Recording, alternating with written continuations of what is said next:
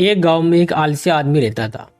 वह कुछ काम धंधा नहीं करता था, बस दिन भर निठल्ला बैठकर सोचता रहता था कि किसी तरह कुछ खाने को मिल जाए।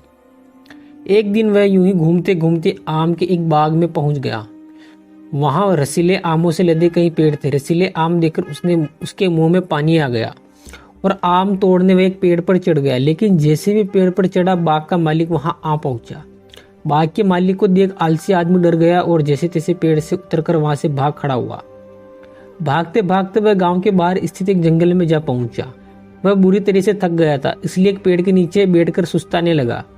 तभी उसकी नजर एक लोमड़ी पर पड़ी। उस लोमड़ी की एक टांग टूटी हुई थी और वह लंगड़ाकर चल रही थी। लोमड़ी को देख आलसी आदमी सोचने लगा कि ऐसी हालत में भी इस जंगली जानवरों से भरे जंगल में ये लोमड़ी कैसे बच गई, इसका अब तक शिकार कैसे नहीं हुआ। जिज्ञासा में वह पेड़ पर चढ़ गया और वहां बैठकर देखने लगा कि इस लोमड़ी के साथ आगे क्या होगा। कुछ ही पल बीते थे कि पूरा जंगल शेर की भयंकर दहाड़ से गूंज उठा, जिसे सुनकर सारे जानवर डरकर भागने लगे। लेकिन लोमड़ी अपनी टूटी टांग के साथ भाग नहीं सकती थी, वह वहीं खड़ी रही। शेर लोमड़ी के पास आने लगा। आलसी आदमी ने सोचा कि अब शेर लोमड़ी को मारकर खा जाएगा, लेकिन आगे जो हुआ वह कुछ अजीब ही था। शेर लोमड़ी के पास पहुंचकर खड़ा हो गया। उसके मुंह में मांस का टुकड़ा था, जिसे उसने लोमड़ी के सामने गिरा दिया। लोमड़ी इम्तिहान से उस मांस के टुकड़े को खाने लगी। थोड़ी देर के बाद शेर वहां से चला गया।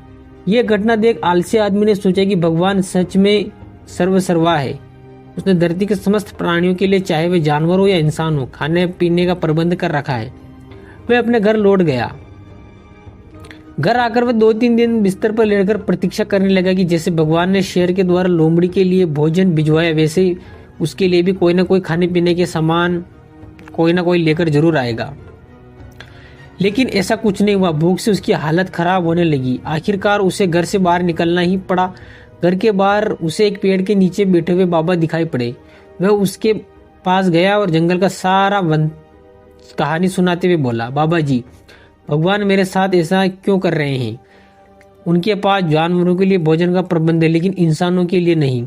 बाबा ने उत्तर दिया, बेटा ऐसी बात नहीं है। भगवान के पास सारे प्रबंध है, दूसरों की तरह तुम्हारे भी है, लेकिन बात यह है कि वे तुम्हें लोमड़ी नहीं शेर बनाना चाहते हैं। दोस्तों, इस कहानी से हमें शिक्षा मिलती है कि हम सबके भीतर क्षमताओं का असीम भंडार है, बस अपनी अज्ञातवश हम उन्हें पहचान नहीं पाते। स्वयं को कमतर समझकर दूसरों की सहायता की प्रतीक्षा करते रहते। स्वयं की क्षमताएं पहचानिए, दूसरों की सहायता की प्रतीक्षा मत करिए। इतने सक्षम बनिए कि आप दूसरों की सहायता कर सके।